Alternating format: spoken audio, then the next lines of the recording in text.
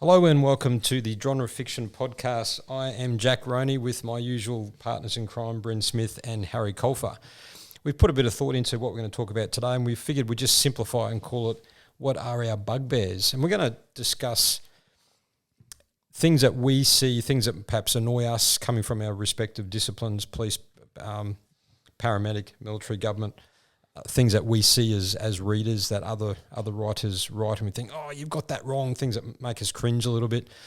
I know, Harry, there's one in particular that you wanted to talk about. Maybe I can hand over to you to begin. Well, we'll give it a go. We've got to be careful that we don't sort of start talking about stuff we've already done in the podcast and the like. But so we're trying to sort of isolate a few things that really get up our nose when we see them in movies and TV things and read them in books.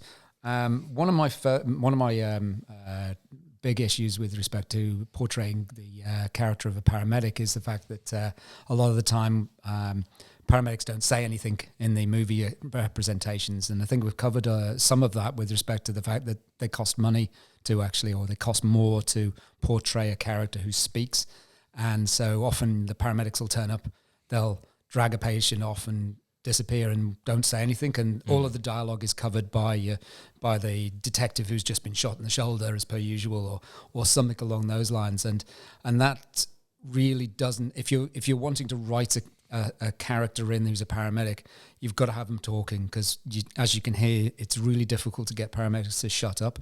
They do tend to speak a lot, and so if you're going to have those. Have them as extra characters in your story. Have them talking. It doesn't cost you as a writer to have them say as much dialogue as you want, but make sure your paramedic characters do actually talk in your scenes, because that is part of our role. Is to that's how we assess a patient. First thing is ask them a question, because then you've already checked airway, breathing, circulation, because they're responding to you. So it's an intrinsic part of our job is to actually ask and get feedback and keep asking different questions to try and build a history about what happened. So to have those scenes where you have somebody turn up and not say a word, that's very wrong. It's just wouldn't happen. Yeah, because they're automatically unconscious, right? At least to start with. Well, and you have to start testing for everything else non-verbally, right? Yeah. Okay. So you'll do a lot of checks. If it's an unconscious patient, they'll do a lot of checks. But then there's a lot of talking between the paramedics about what they've found, how that and relaying any information, because the two of you working at the minimum generally, and that means you've got to actually relay the information so both of you are on the same page as to the state of the patient. But generally, most of the time you see a paramedic turn up or an ambulance turn up in a show, it's usually after the big explosion or something has happened, or somebody's been shot, or somebody's been injured in one particular way. And then they'll have them sitting on the back of the ambulance chatting away to someone else and discussing what's just happened. And the paramedics just stand there in the background and don't say a word, because they weren't paid anything. No, they weren't paid the extra rate. It's cheaper to do it that way, but it's just not realistic. So if you as a writer are going to write that scene, have the paramedics will get involved. We'll be far more sort of amenable to somebody being interviewed, unless they're critical. And then this is like, even if the cop says, I need to talk to them, you go, cool, get in your car and follow us. And that's about it, because we'd be gone. It's anyone who's bleeding significantly or has significant anything out of whack, then they're going to be transported, and it's known as a load and go. You literally get the patient in the ambulance and start treating en route to hospital. And so to have that delay on scene when somebody's bleeding profusely isn't going to happen, because generally most of the time your paramedics turn up and they won't be carrying blood. Very, very rarely will we be carrying blood. And usually if somebody's bleeding profusely, we stop the red stuff and then go, because the place that carries the red stuff is at the hospital. Hey, yeah, why are there so many scenes where, it's at the end of an action or a thriller and, the bad guy's been shot, the good guy might have been shot, but they'll have just been winged dramatically, and then they're sitting in the back of an ambo, and they've got like the wool or the space blanket over them, and they've got a cup of something hot. Yeah, and the paramedic is like checking over them, but then like the senior cop or some senior official will come over and talk to them, and the paramedics will just leave without saying a word. They just evaporate from the scene. Yeah, exactly. They just disappear. I've realised That is literally because they're not paid. Right, So okay. it's to do with movie representation and the actors, and any actor which says anything will be paid more. Because now that you've just said that, like the amount of times where a paramedic is there doing like token checks on a person, and then they just walk without having even being addressed or asked by the person. You won't get them talking at all because it's They'll just cheaper walk that out way. of the scene. Yeah, It's cheaper. okay. So if you, as a writer, don't write your paramedics like that, because that's not how we operate. And we actually, on a clinical basis, we'll hold sway over the cops. Okay. So they will do what we tell them. Would you say that's fair enough? Yeah, absolutely. And I'm thinking of some of my books where there's actually scenes where paramedics. I cringe to get you to read them because I'm thinking I'm probably doing some of these things wrong. But I do I did comment on them. Yeah, I do have dialogue with my new books, which you haven't seen yet. Right. So watch this space. But there is dialogue that I actually make a point of immersing the paramedics into the story, that they're conveying certain information, and there is some dialogue between the police and the paramedic, but to give them some substance in the story. Yeah. Well, I that's one of my big bears, so I'll hold that fire on my next one and pitch it over to you two. Yeah, Harry. Sorry, Jack. What's your Harry? What's your big bugbear when it comes to police procedural stuff? I had to put some thought into this. I have come up with the one. I've got a long list, and the reason why is because a bit of a plug here. Because as you know, I run an actual workshop, a face-to-face workshop called Writing Authentic Crime Fiction, or Writing Authentic Australian Crime Fiction, where I'm talking to writers who are writing Australian-based crime to highlight the things that I see that a lot of authors get wrong, because we are so influenced by what we see and read from the American side of things. So I do go through a lot of topics. So the one that I generally start with, and this is probably the one that will always rise to the top for me, and I see constantly authors getting wrong, is the comparison of the Australian police structure compared to the United States structure. Like the rank structure. No, sorry, the structure of the organisation. So in America, there's just under 18,000 law enforcement departments, your city police, your county sheriff's departments, your state troopers, your law enforcement state divisions, your federal agencies. Because they're so fragmented, because there's so many police departments and lack of cohesion between all these departments, they rely upon their federal agencies to come in. So, for example, if criminals are committing crimes across county borders, the FBI, there's certain criteria where the feds get called in to assist if there's a kidnapping or a serial killer, or the same offender is committing crimes across state lines or across county lines. Even county lines? I think so, yeah. Wow. The feds can come in because it meets the criteria for the federal police to come in to deal with those type of crimes. What I'm seeing is a lot of Australian authors are making reference to the feds coming in and having that, the jurisdictional pissing contest between jurisdictions that we see on American TV, because that actually reflects the reality of what does happen over there. So if something happens in a county sheriff's department, there will be the argy-bargy between the state police and the county sheriff's department around who's got jurisdiction, because the county's within the state, so they could argue that they both have jurisdiction. We don't have that. Here in Australia, our policing structure is far more simplified. When I was doing a police research trip to the United States a number of years ago, and I explained to the police over there that our country, Australia, is geographically almost as big or comparatively the same size as the United States mainland. Clearly, our population is a lot smaller, but geographically, we're just as big. They could not believe that we have only 8 police departments. We have one police department for each state and territory, and then we have the Australian Federal Police, which makes up the 8th.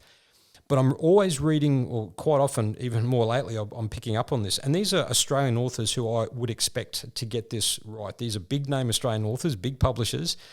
And there'll be scenes, for example, where local police go to it's a remote location and they find a stockpile of drugs and weapons, and next minute the feds are arriving, armed feds are arriving, jumping out of helicopters, and there's shootouts with the bad guys. I mean, stop. No, the Australian Federal Police here in Australia would not be involved in that type of matter because it's a state crime. Here in Australia, and when I teach this in my workshops, I'm assuming people know this. And people, it's probably the one area that I get asked the most questions about. People are really confused about the Australian policing structure. And I'll explain to them that the Australian Federal Police are more for Commonwealth offences, things such as importation of drugs from overseas, people smuggling, counter-terrorism, security of Commonwealth establishments like Parliament House, airports, anything that's got a federal, national flavour to it. I was just going to dip in here. My current book that I'm writing, High Acuity, is based on a plane, or a large proportion is on a plane, and the local cop has to go to the airport.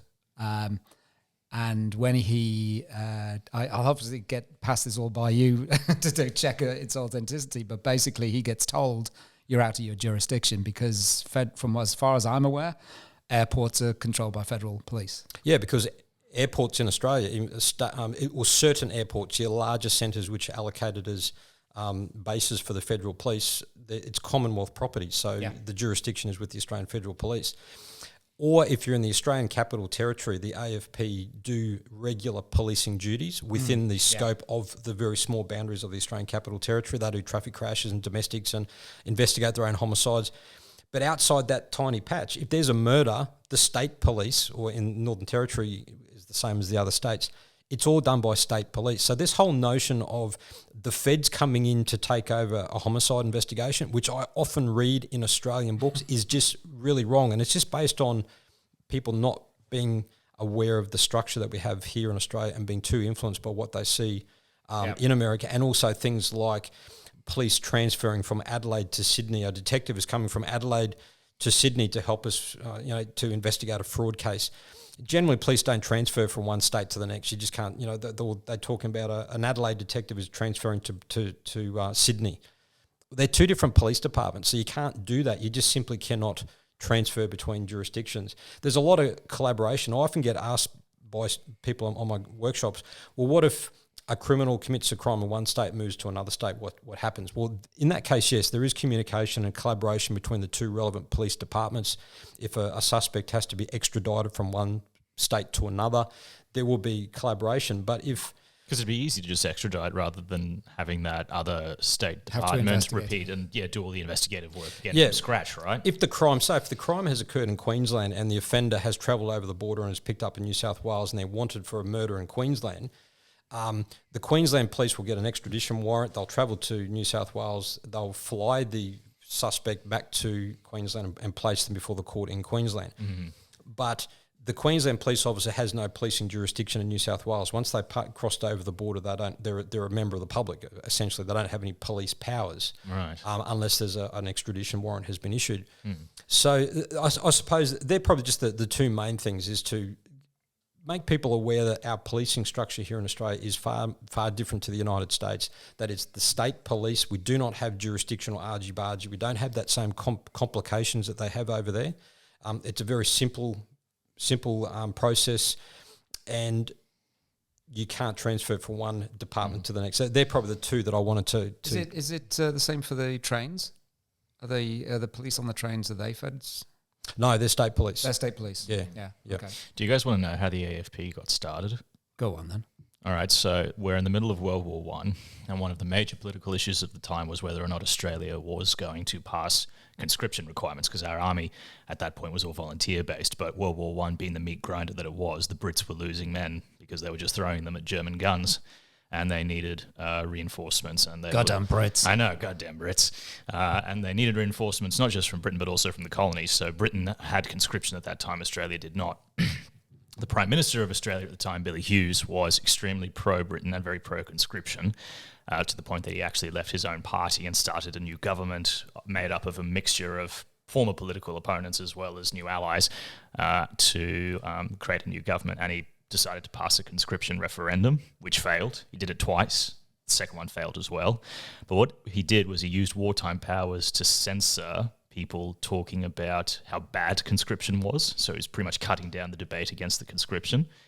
In Queensland, politicians were reading out anti-conscription media in Parliament because it was protected by parliamentary privilege. Yes, and they were sending copies out to as many people of the public as possible to get the word out, because there was just no public debate going on because the censors would shut it down. Billy Hughes went to Queensland to try and cut this down. A whole bunch of other stuff happened. We almost had a civil war, but we'll just gloss over that. But basically, that wasn't the Emu War, was it? Not that civil. No. Different civil war. Much less civil than even the Emu War.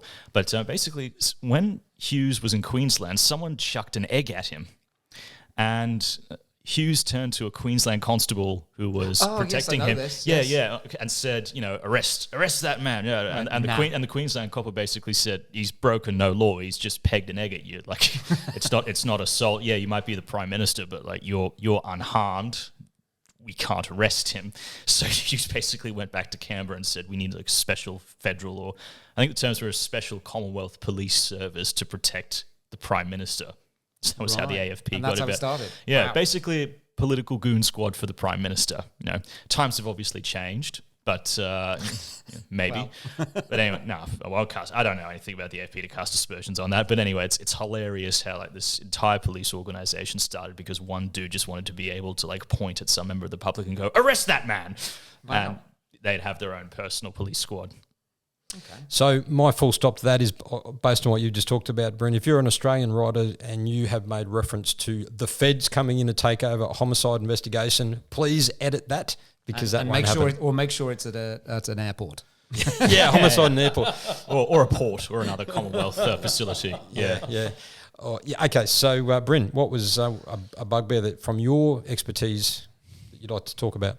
So this, again, I'll do two because I think you guys have each done two, right? I've done one so far. Oh, all right. Well, I'll do. But it sounds a lot more because I talk more. Okay.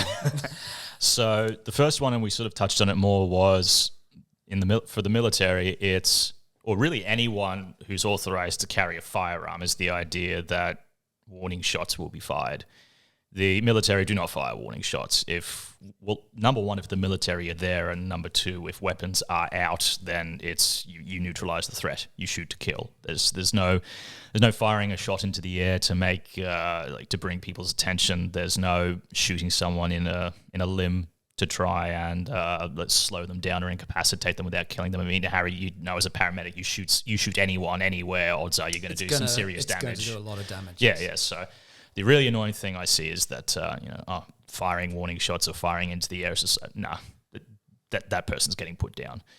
So that was the first thing. But the more annoying thing, and this really, really, really annoys me, is having worked in government for so long and working on things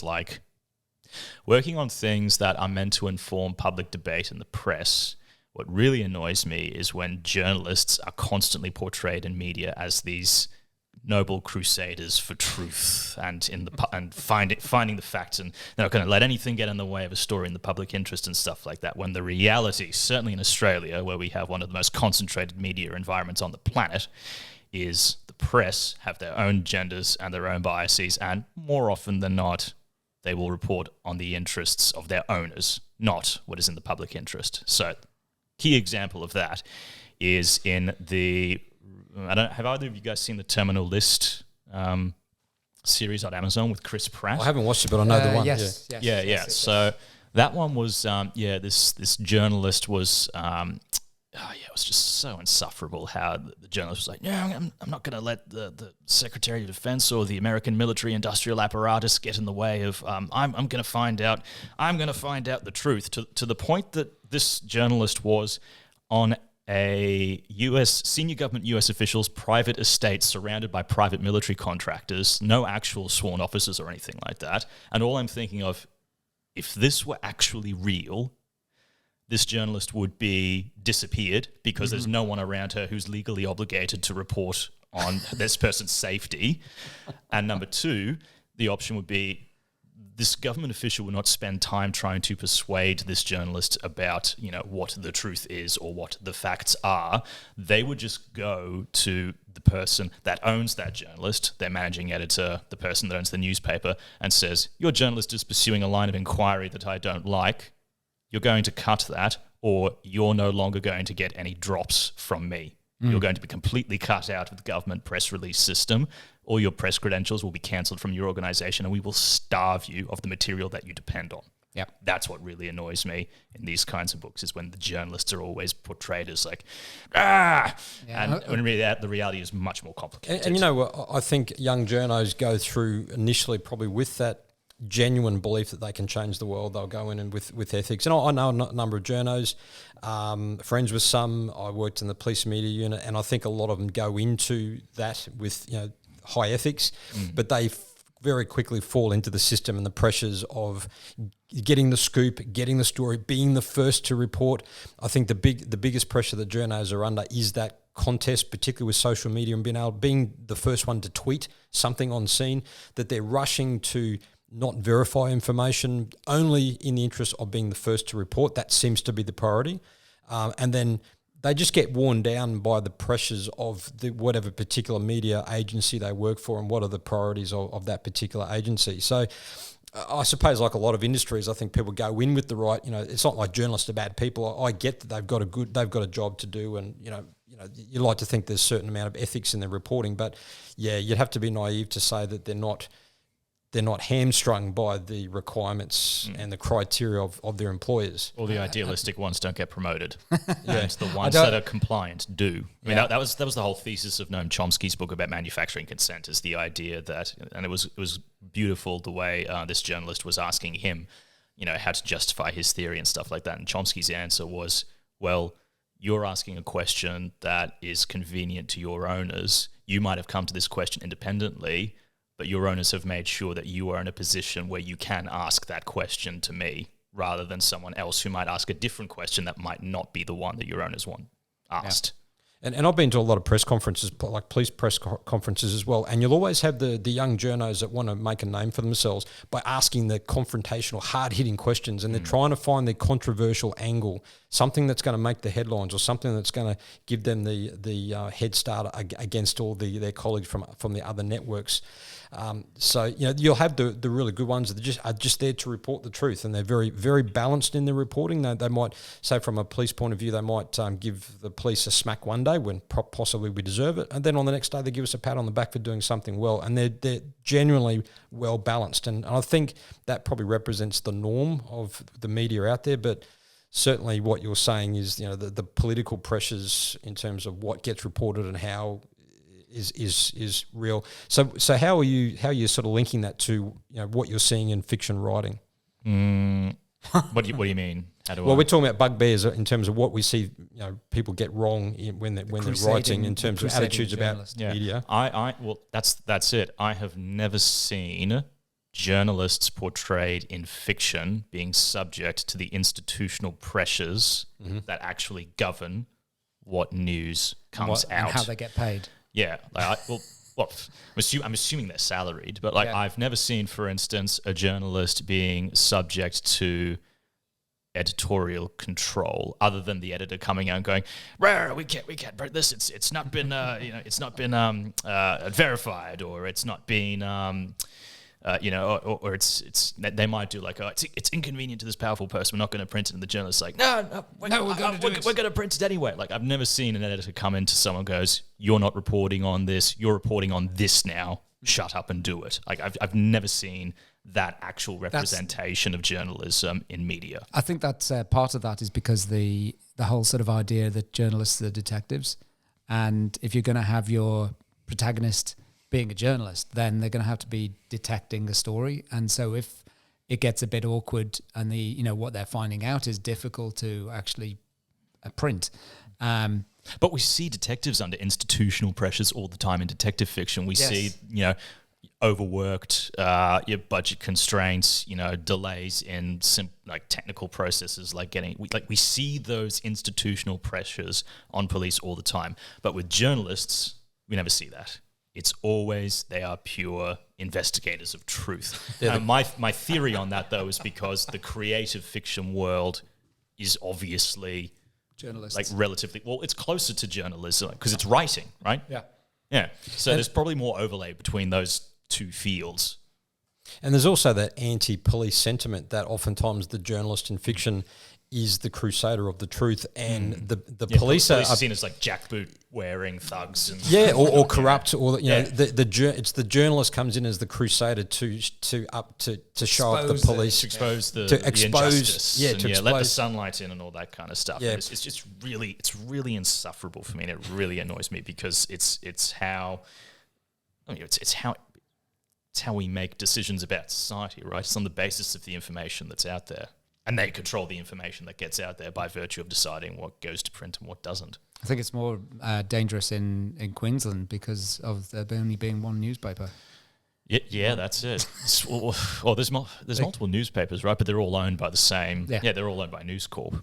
Yeah, so if it's any consolation, in my first book one of my crime series, that the only journalist that really features as a character does meet a gruesome, untimely death. Yeah, actually, no jokes. Your portrayal of a ruthless freelance journalist is probably the most accurate I've seen in fiction, at least that I can remember, because he wasn't out to report in the public interest. He was just there for a sensationalist news heading. Yeah. And he was tortured and suffered a excruciating death for his troubles. Yeah. Spoiler alert. Yeah. So he should. And talking about death, one of my what's your second one? Yeah. Cardiac arrests. So often people, the public, get the whole idea of a cardiac arrest and a heart attack mixed up. So you'll often hear the media reporting that somebody died of a heart attack. Heart attacks happen all the time. You can even have silent MIs, the myocardial infarctions. You can have a non-painful heart attack, and you can carry on your business. As long as you're not going to go running a marathon, it actually is just a part of your heart that's been damaged, okay? Cardiac arrest is when the heart doesn't work, as in it stops functioning completely, and that's when you drop dead. So the cardiac arrest can be caused by numerous things. It can be caused by a heart attack that can result in such a damage to the heart that the heart stops, right? But they are two completely separate things, okay? You could be hit by a bus that kills you due to the blunt force trauma. All your organs are killed and you die as a result of that. But the heart attack can cause a death, but it doesn't necessarily mean it. Okay, the heart attack is a blockage to the coronary arteries, right? A cardiac arrest is when you actually, the heart stops functioning and you die. And that's when you see CPR being done. CPR is done for a cardiac arrest, not a heart attack, right? Because the heart isn't functioning. You're taking over the activity of the heart. And it always gets mistaken. It gets flipped around all the time in the media, in books and the like. But the other thing, the other aspect of cardiac arrests, and people portray it and have this idea because of the TV and movie representation, is that flatline. When you see the boo on the screen and everyone says, oh, they've got to shock them, and they come running in with the paddles and they hit the paddles and doosh, and the person sort of leaps up and then they're back to life and stuff like that. The paddles don't exist anymore. Nobody uses those. They're too dangerous. Somebody waving around with 300 joules of electricity between them, it's not a good idea. The other thing is you can't monitor the heart rhythm if you keep taking the pads off and on. So we use plastic sticky ones that stick onto the chest and you constantly monitor, so you get a rhythm through the stick-on ones that you got, and they deliver the shock. Okay, and you can't. And they do you know what the box that attaches, what's it referred to as? The defibrillator. Exactly, right? It defibrillates. Fibrillates is where the flat line is actually fibrillating, which is like a jagged pattern of uncoordinated activity, right? That's fibrillation. You can't. The idea is you shock the fibrillating wave, you defibrillate it, it goes to a flat line, and then the heart restarts again. The electrical rhythm starts up again. So the idea of defibrillating is to try and get it to reset. It's like switch it off, switch it on again. That's the idea of the defibrillator. Right. So you're switching the heart's electrical system off by zapping it, and then it starts up and hopefully gets back into a normal rhythm, and then the heart can start functioning again. Doing that to a flat line does nothing. It is a pointless exercise, and all you're doing is frying the heart for no reason. So the whole concept of flatliners is total rubbish. Far out, because that is a fundamental. They've done 2 movies showing. Yeah. That's a fundamental thing when someone's on the edge of death. Yeah. Or is dead or is dying. And every clinician who has anything to do with cardiac monitoring or anything like that sees those and goes, "Oh, for God's sake, they're shocking a flat line." Right? This is where stand back clear. Yeah. We do the stand back clear. We don't do the pads. Yeah. We don't wave the pads around. We just stick those things on and we say stand back. We have a procedure where you say, everyone clear, shocking now, bang. And then doof, and the shock goes through. And there's been plenty of times where people have been holding the body or touching the body and it makes absolutely no sense. Some people get a bit of a shock, but usually the shock goes between the closest 2 bits, which are the pads. So unless you've got your hand in their chest, you're not likely to get much of a shock from it. But the idea of shocking a flat line doesn't do anything. So in that case, have you seen Casino Royale? Yeah. It's the only thing, because that seems to be, now that you've described it, that seems to be the only He was accurate way of fibrillating. using a defib. So He was that fibrillating, accurate? Yes. It was, well, would he be able to press the button while he was fibrillating? Probably not. Probably not. Probably but because not. he's James Bond, he But can. because he's James Bond, he can. Yeah, okay. But it's generally if you go into that fibrillation wave, you can actually talk for a little while. I've actually seen people. I've looked at them and I'm like, yeah, start charging up, and they'll actually still be looking around, but there's enough oxygen going around their body to actually perfuse the brain for a short while. But when you see that rhythm and you check that they've got no pulse, they need shocking. How long can someone keep conscious while they're fibrillating? What, like, took a couple of minutes? Seconds. That's okay. Seconds. Yeah, they'll pass out very, very quickly. But there are instances when you start doing CPR that the patient starts looking around, and it's known as CPR-induced consciousness, where you're doing CPR and you're doing it so well that they're perfusing the brain. And usually by that point, they're fighting you off, which makes it... So we actually now have a protocol to sedate the patient in that situation, because they're fighting you off because it makes them too difficult to actually treat them. So what's the main takeaway then for riders? We're not defibrillating Well, flatliner. Don't describe the screen showing a flat line or that sort of constant boo. It'd be more, what you'll actually hear is an alarm going off from the monitor saying it's a fibrillation wave or it's a tachycardia. The monitors will start alarming to bring to attention the fact that you're getting this shockable rhythm. And that's the main thing you'll see, apart from your patient going a very funny colour and not talking to you. But if they go into a flat line, you just start CPR. You don't shock. Yep. So you take over the rhythm of heart. I've plenty of just time. keeping the brain alive, right, by that point. Keeping the vital organs, brain, kidneys, yeah. Yeah, okay. And that's sort of part of the process. I've been to plenty of cardiac arrests where you go in and they're asystolic, which is this flat line, and then we start doing a whole load of stuff, and then you actually get a rhythm back, and then you get return of circulation. That can happen, but it doesn't happen through shocking them. Yeah, right. All right, so I think that's our wrap up then. So what do we have here? So paramedics don't disappear straight away once they're treating a patient. You don't shock someone. You don't shock a flat line. And there's also a heart attack is different to a cardiac Heart arrest. attack is different. Yeah, see, I would was love paying attention. Well done. I would love to, one just very, very quick one that I'm going to add in. Paramedics do not take away dead bodies from crime scenes. That's done by an undertaker. The number of times writers talk about the ambulance turning up, waiting for the cops to process the scene, and then taking the body away. No, it's an undertaker that does that. There's people that take away dead bodies, not paramedics. We say, yep, they're dead, and then we leave. Leave the scene to the cops. So, Death is Second out that. of your jurisdiction. yeah. Yeah. Police structures are not the same as they are in the US. Yep. And mine were military do not fire warning shots and journalists are scum. And journalists often, they can be killed in crime stories. Yeah. Yeah, and military will shoot. We'll shoot journalists. They will not shoot warning shots. Yeah. Anyway, I think that's enough for today. Maybe there's a big group of journalists who used to follow us no longer follow us because we've been canning. Look, I love the journos. Yeah, This great. isn't They're an great. anti-journo podcast. No, get some controversy going. That's all. always good for the algorithm. Alrighty, we'll call it quits for this episode. So again, thanks everyone for listening, and remember to share, like, and comment. Also, just a reminder that we have our new email address. I can't recall if we said it at the beginning, probably not. The genre fiction. Sorry, I'll start again. It's genrefictionpodcast@gmail.com. If you have questions, we're very keen to get your questions, and if you have something specific you'd like us to talk about, could be the topic of another episode, please send us an email through. Again, we'd like to thank the Fellowship of Australian Writers Queensland for providing us with this cool recording equipment, and we'll take it away. See you next episode. Bye, guys. Bye now.